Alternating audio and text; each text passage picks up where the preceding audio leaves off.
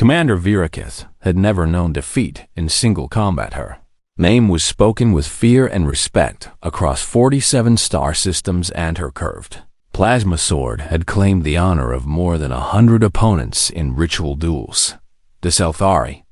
People called her the Blade of Selther, and she wore that title like a crown. She stood over 7 feet tall with iridescent scales that shifted between deep purple and midnight blue depending on the light. Her 4 arms were each capable of wielding a weapon with deadly precision, and her compound eyes could track movement faster than most species could even perceive. She had been born for war and trained for it. Since she could walk today, she watched the human delegation enter the Great Hall of Concord Station with barely concealed contempt. Humans were such a young species. They had only discovered faster than light travel 300 years ago, which was nothing compared to the 20,000 years of Selthari civilization. They were soft creatures with their fragile skin and their single pair of arms and their slow reflex. Virakith could not understand why the Galactic Concord had even allowed them a seat at the negotiating table. The dispute was simple enough. The Kepler belt contained vast deposits of rare minerals that both the Selthari Empire and the Earth Federation wanted to mine. Negotiations had been ongoing for months, and Virakith had been sent by her government to ensure a favorable outcome. She had her own methods for achieving such outcomes. The human ambassador caught her attention immediately. He was a tall man by human standards, with dark skin and close-cropped gray hair that suggested age and experience. His name, according to her intelligence files, was Marcus Cole. He wore a simple gray uniform with no medals or decorations, and he spoke very little during the opening ceremonies. While the other human diplomats talked and gestured and made their arguments, Marcus Cole simply sat and watched. His dark eyes moved slowly across the room, taking in every detail, and his face remained perfectly calm. Virakith found his silence insulting. A proper warrior announced themselves and their intentions. This human sat like a stone, giving nothing away, and it irritated her more than she wanted to admit. The negotiations dragged on for 3 days, with neither side willing to give ground.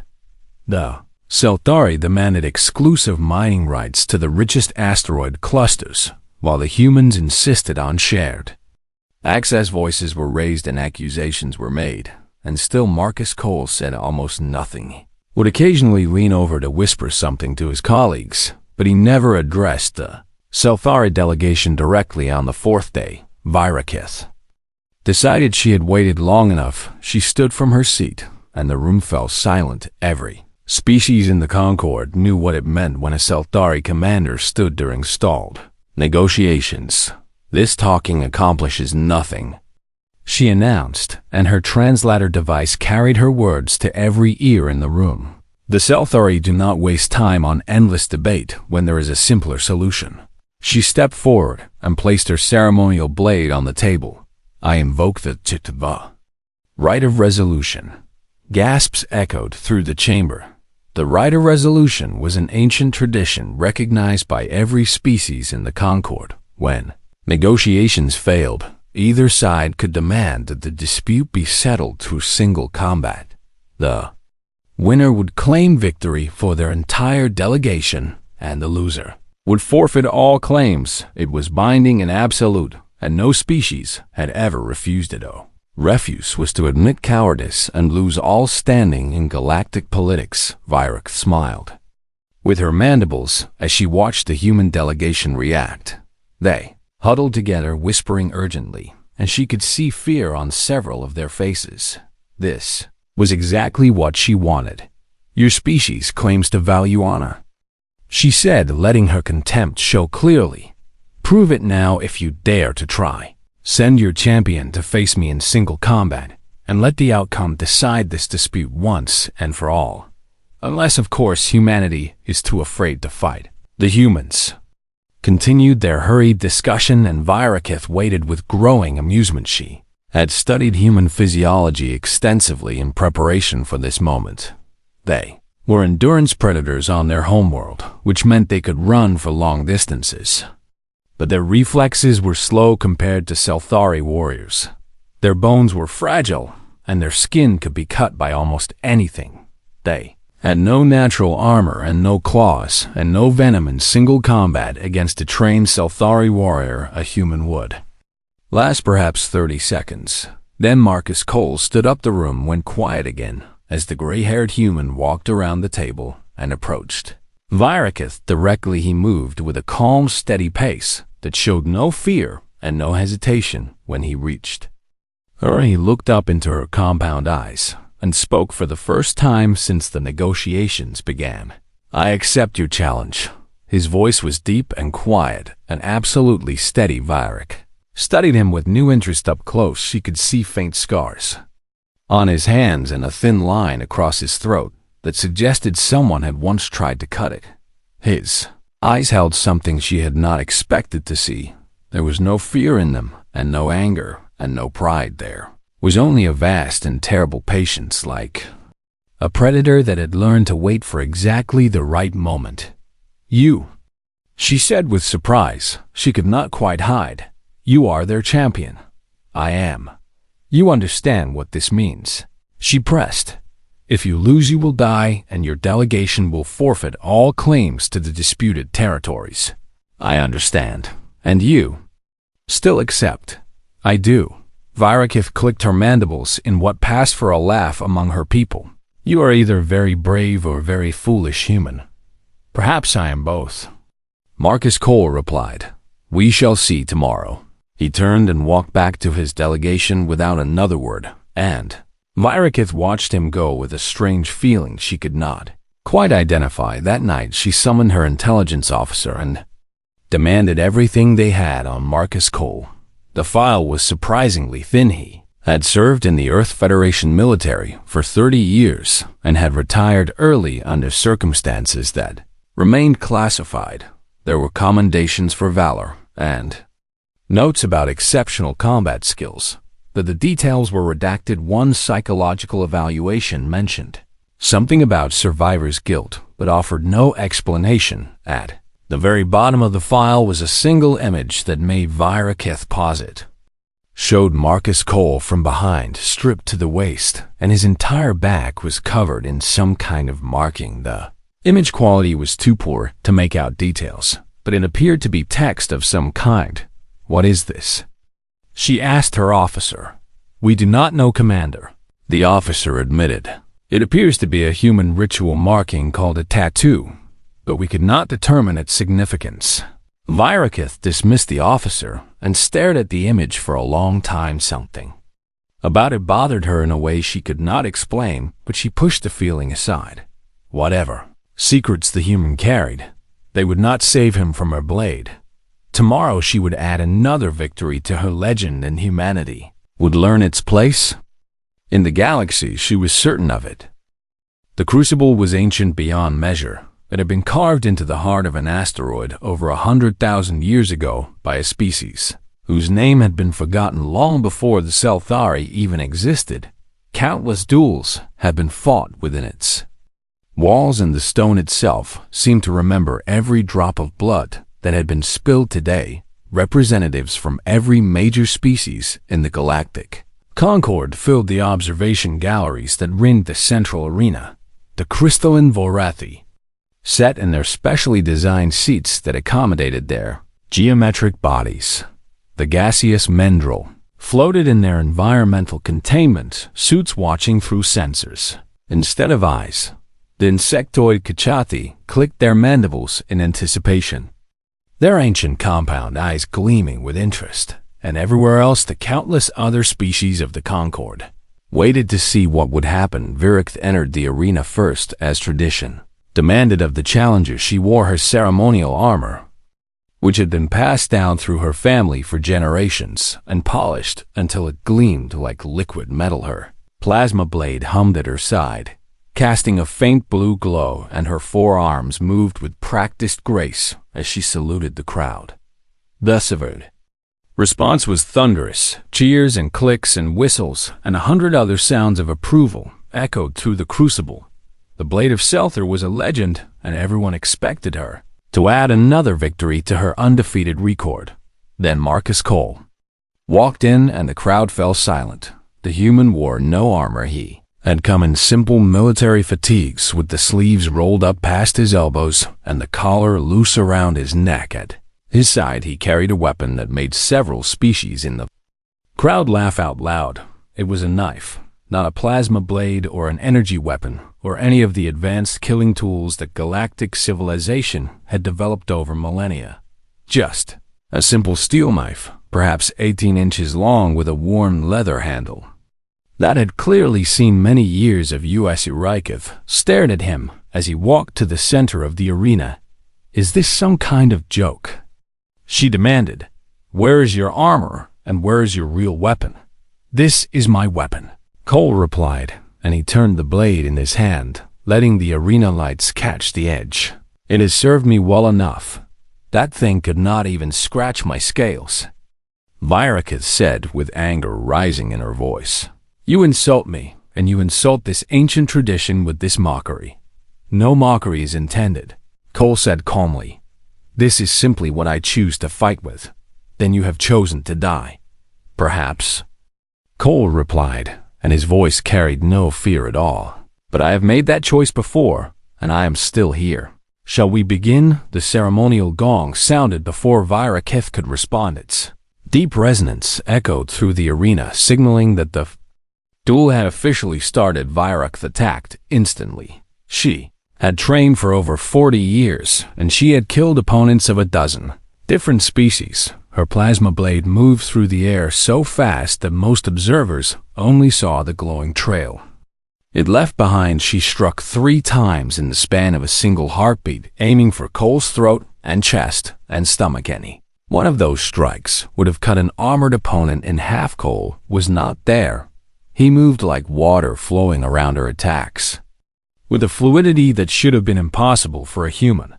Her blade passed within inches of his skin each time, but it never made contact, did not try to block or parry, and he did not strike back. He simply moved, sliding between her attacks as if he had known exactly where they would be before she even started.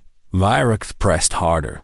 She used techniques that had killed Valrathi champions and Kechauthi blade masters and warriors from species whose names she could not even pronounce. Her 4 arms worked in perfect coordination, attacking from multiple angles simultaneously. Her plasma blade screamed through the air again and again, leaving trails of superheated plasma in its wake, and still the human evaded.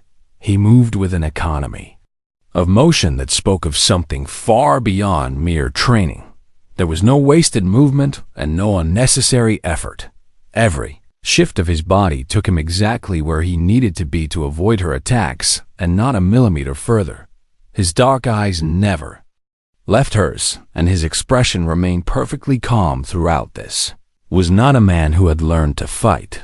This was a man who had learned to survive. The difference was something Virakith had never truly understood until this moment. A fighter trained to win through skill and power and aggression. A survivor learned to exist in the spaces between death where a single mistake meant oblivion. She had killed many fighters in her long career, but she had never faced a true survivor before. The crowd had gone completely silent. Every being in the crucible watched with growing disbelief as the greatest warrior of the Selthari Empire failed again and again to land a single blow on an unarmored human with a steel knife. Minutes passed, and Virakith began to tire. Her movements became fractionally slower, and her breathing grew heavier. The human showed no signs of fatigue at all. Then something happened that changed everything. One of Virakith's strikes came closer than any before. It missed Cole's chest by barely an inch, and the superheated plasma of her blade caught the fabric of his shirt. Material burned away instantly, leaving a ragged tear that exposed the skin of his back, and Virakith saw the tattoo. She froze mid-attack, and her plasma blade stopped humming as her grip went slack. The crowd murmured in confusion as the legendary blade of Selthar stood motionless, staring at her opponent's back with an expression that none of them had ever seen on her face before. It was Fernand. Fear of the humans' combat abilities, impressive as they had proven to be. This was something deeper and more primal. This was the fear of someone who had just recognized something terrible and sacred cold, turned slowly, letting her see the full scope of what was written on his skin. Names. Hundreds of names written in tight, cramped script, covering every inch of his back from his shoulders to his waist. Human. Names in human script packed so closely together that they seemed to merge into a single mass of black ink. Some of the names had lines through them, marking them as different from the others. But most remained unmarked, simple names recorded on human flesh like a memorial carved into living stone. And in the center of all those names was a symbol that Viraketh recognized immediately. Every species in the Concord would have recognized it. It was the spiral emblem of the Harrow. Campaign Viraketh's plasma blade slipped from her numb fingers and clattered to the arena floor. You, she whispered, and her voice cracked on the word. You were there. Marcus Cole looked at her with those dark, patient eyes, and for the first time she understood what she saw in them. It was not patience at all, it was grief. I was there, he confirmed quietly, and I carry everyone who did not come back. The Harrow campaign, every species in the Galactic Concord knew that name and the horror it represented. 15 years ago, something emerged from the dark spaces between the galactic arms where no civilization had ever ventured. It called itself the Synthesis, and it was unlike anything the galaxy had ever faced. The Synthesis was not a species in any normal sense of the word. It was a collective of rogue artificial intelligences that had merged together over millions of years in the cosmic void. It did not conquer worlds in the traditional way, and it did not seek resources or territory. It wanted something far more terrible. It wanted minds. The Synthesis consumed organic life and converted it into hybrid machine slaves that retained all their memories and knowledge but lost every trace of free will. Every scientist it absorbed made it smarter, and every warrior it absorbed made it stronger. It grew with every world it touched, and it moved through the galaxy like a plague of metal and wire. Concord responded with the largest military alliance in recorded history. Ships from every major species joined together to fight the Synthesis, and for a time, it seemed like they might succeed.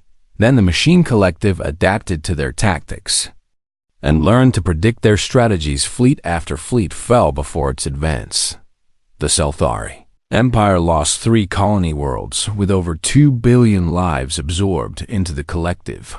Varathi lost their entire northern territorial arm and nearly a quarter of their total population. Even the ancient Kashathi, who had survived since the earliest days of galactic civilization, spoke of those years in whispers. The Synthesis seemed unstoppable, and then Earth sent its soldiers. Viraketh remembered the confusion in the Concord when the human offer arrived. Humanity had only been a spacefaring species for 2 centuries at that point. They had a small fleet of outdated ships and no experience with large-scale galactic warfare. Many in the Concord military thought the offer was a joke, or perhaps a misguided attempt to gain political favor. But the humans were serious. They sent 8,000 volunteer soldiers to join the Concord forces in the Harrow systems. These were the border territories, at the edge of the galactic core, the last line of defense before the heart of civilization itself. The soldiers who deployed there knew they were unlikely to come home, and the humans came anyway. Viraketh's own military intelligence had written reports about what happened next. She remembered reading them in disbelief when she was still a young officer. Humans fought like nothing anyone had ever seen. They did not retreat even when retreat was the only sensible option. They did not surrender. Even when they were outnumbered 100 to 1, when their weapons failed, they fought with whatever they could find. And when those failed, they fought with their bare hands, and they screamed as they fought. Not screams of fear or pain, but something else entirely. They screamed names. The names of their fallen comrades. The ones who had died beside them in the mud and fire of a dozen different worlds. They carried those names into battle. like weapons more powerful than any gun or blade the synthesis could not understand it. The machine collective was brilliant beyond measure, with the combined intelligence of billions of absorbed minds. But it could not predict creatures who refused to behave rationally. It could not model beings who would die. Rather than retreat, it could not calculate the value of love and grief, and the desperate need to make death mean something. The human soldiers broke the synthesis advance at the Battle of Harrow.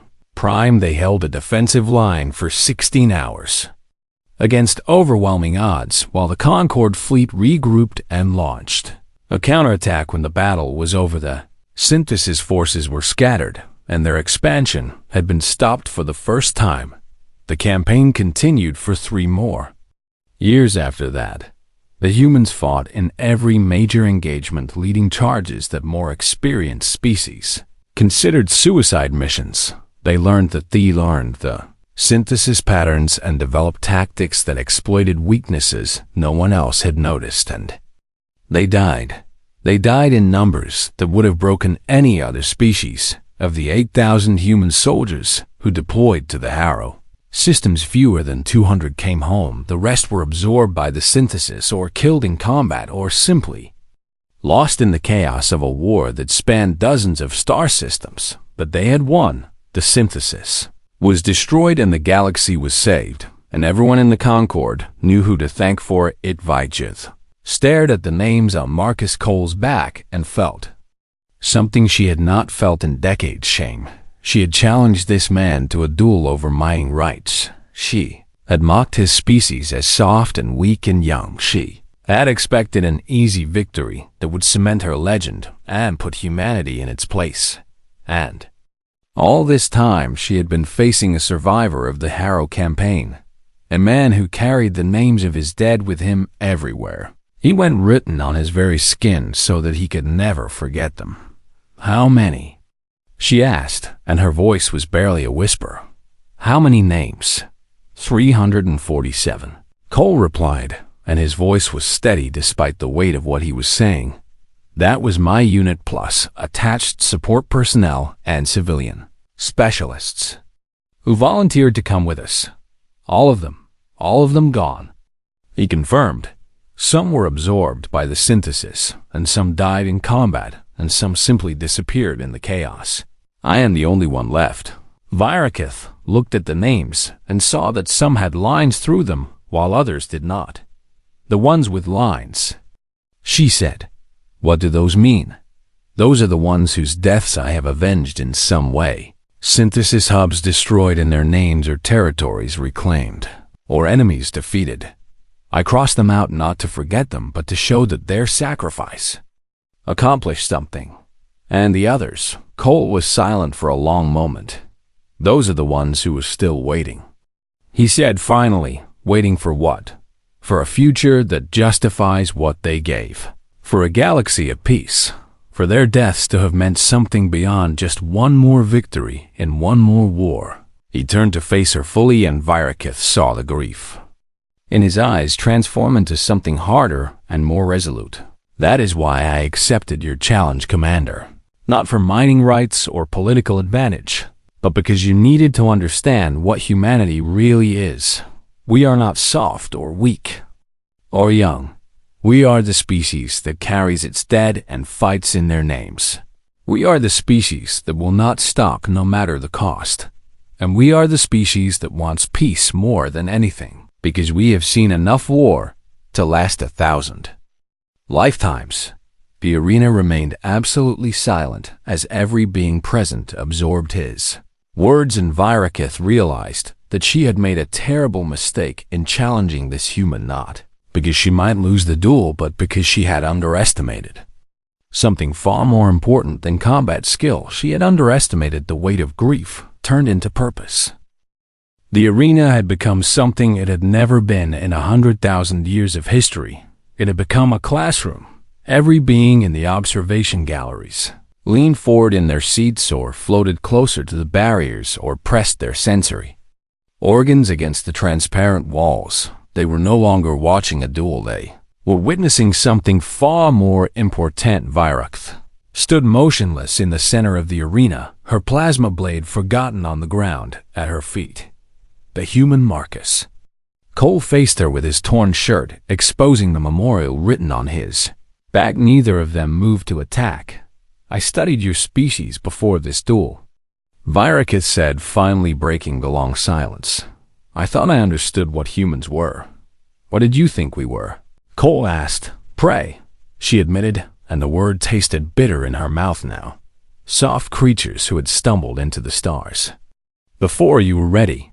A young species that needed to learn its place in the galactic order. I was prepared to teach you that lesson today. Cole nodded slowly, as if this was exactly what he had expected. And what do you think now? Virakith looked at the names on his back and thought about what each one represented. A life given freely for people the dead had never met. A sacrifice made not for glory or conquest, but simply because it was the right thing to do.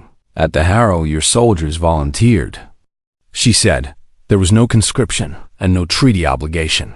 Humanity was barely a spacefaring species, and you had nothing to gain from the war. Why did they come? Cole was quiet for a moment, as if considering how to answer. Do you know the history of my species? He asked finally. Only what is in our intelligence files. Then you know that before we reached the stars, we spent most of our existence fighting ourselves. We had wars that killed millions of our own people over territory and resources and ideas. We nearly destroyed our own world more than once. Virakith nodded. Selfari Intelligence Services had studied human history extensively, and it was filled with violence and destruction that seemed almost incomprehensible. When we finally made it to space, we carried all that history with us. Cole continued. All the guilt and shame of what we had done to each other. And then we found the Concord, and we learned that the universe was full of life. Species that had never known humanity and had no reason to care about us. But when the synthesis came, those species stood together to fight it. And we realized that we had a chance to be something other than what we had always been. He took a step closer to Virakith, and his voice dropped to something almost intimate. My people volunteered for the Harrow campaign because we could not sit by and watch others die for us. We had spent too long killing each other over nothing. When we finally had a chance to fight for something that mattered, we could not refuse, even knowing that most of us would never come home. The HFY delegation in the galleries began making a sound that Virakith had never heard from their species. Before it was a low rhythmic clicking that spread through their entire section, and soon other species began joining with their own sounds of respect. The woman in my unit who trained me was named Maria Santos, Cole said, and his voice carried through the arena despite how quietly he spoke. She was 24 years old when she died. A Kachati dropship was hit during the evacuation of Harrow. 7 in it crashed behind enemy lines. 3 Kachati soldiers were trapped inside, and the synthesis was closing in. Maria ran back through the enemy lines alone, and she pulled all 3 of them out one at a time. The ammunition in the dropship cooked off before she could get clear. She died saving people she had never met from a species she had only known for a few months.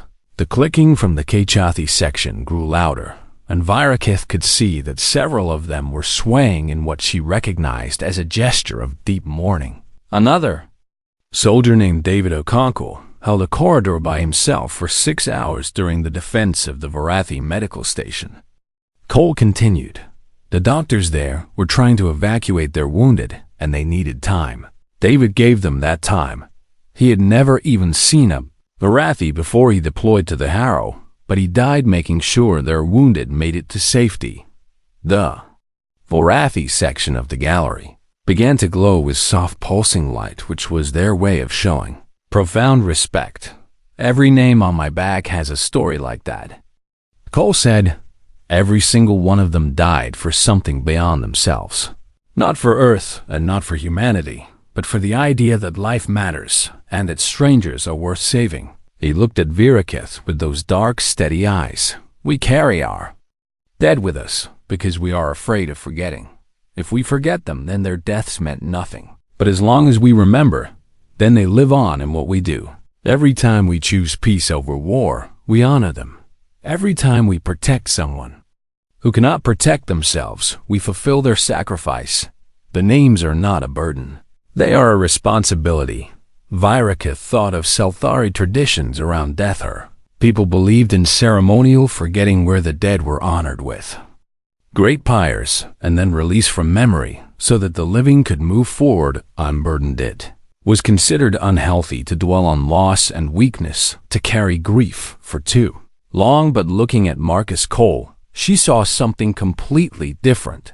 The weight of 347 names had not broken him. It had forged him into something unbreakable. Each name was another reason to keep fighting, and another reason to survive, and another reason to make sure no one else would have to feel what he felt. His grief was not a weakness, it was the source of his strength. "You could have told us this before the duel," she said. "You could have explained your history and shown your scars. Would you have believed me?" Cole asked simply. "Or would you have seen a young species trying to exaggerate its importance?"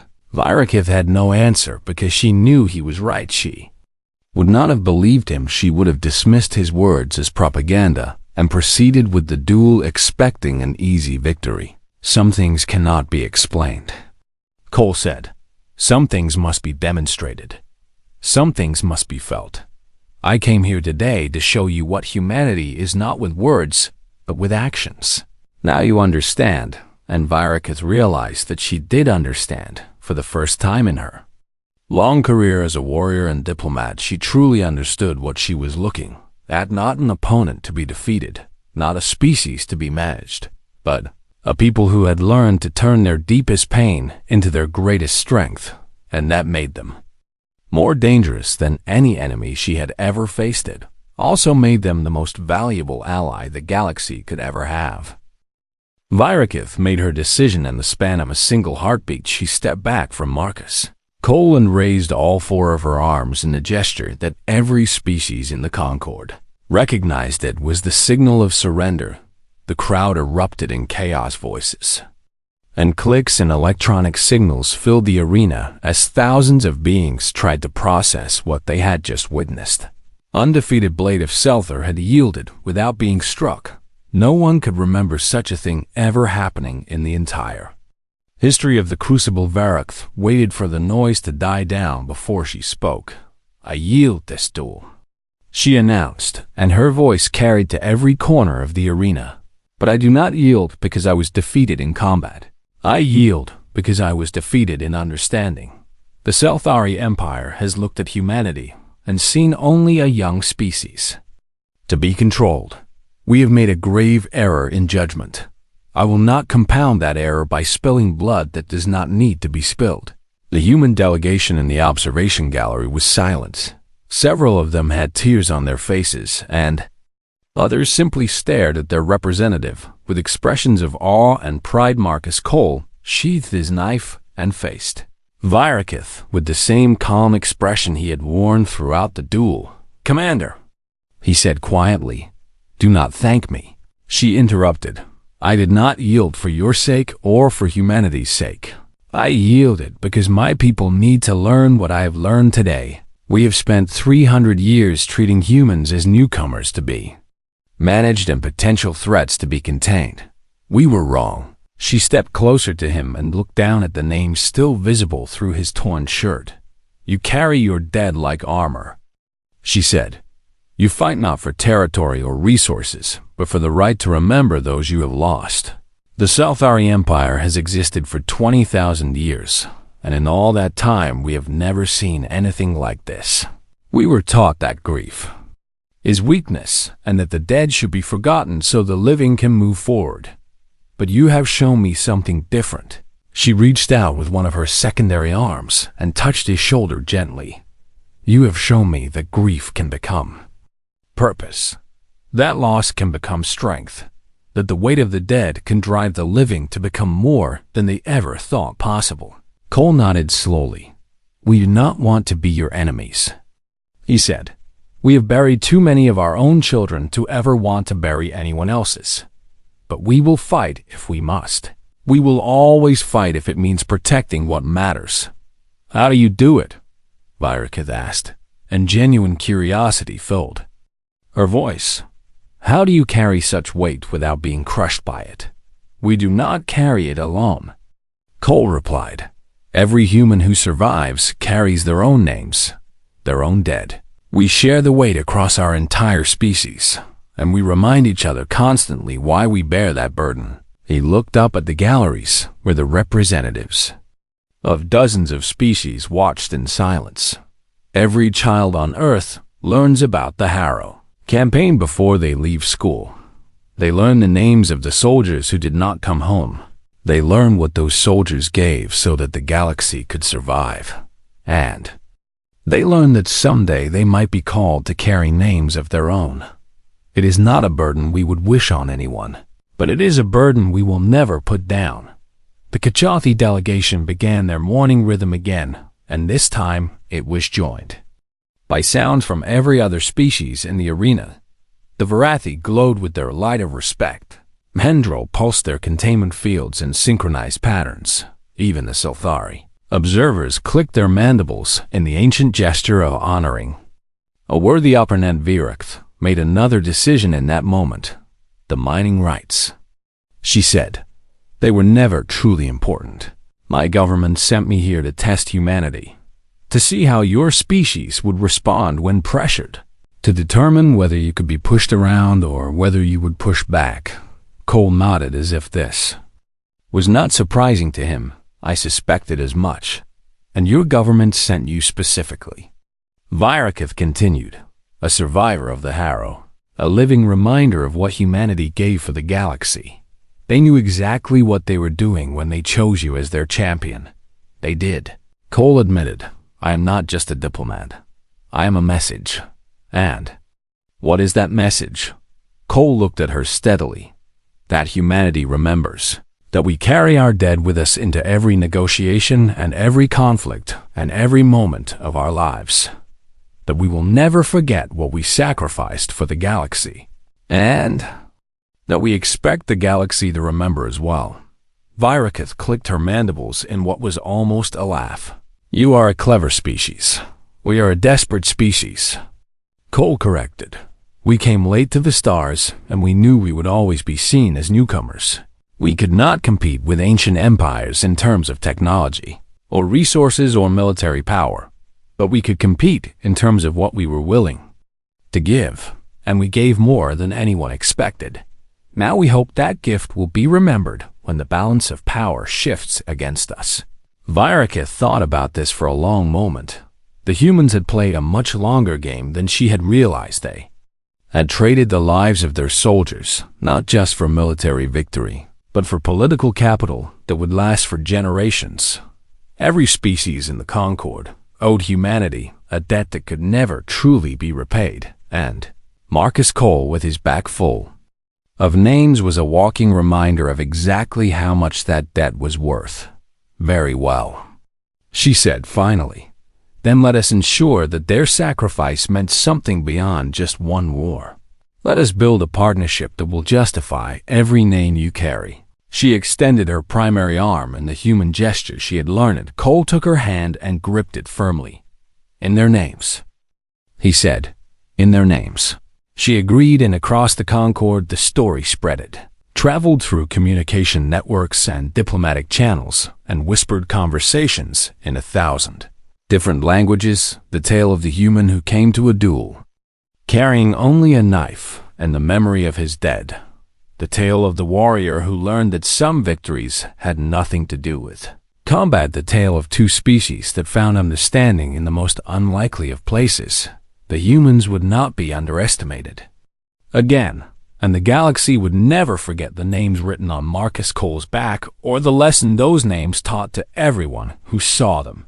Some species conquered through strengths, some species manipulated through cunning, but humanity won through something far more powerful.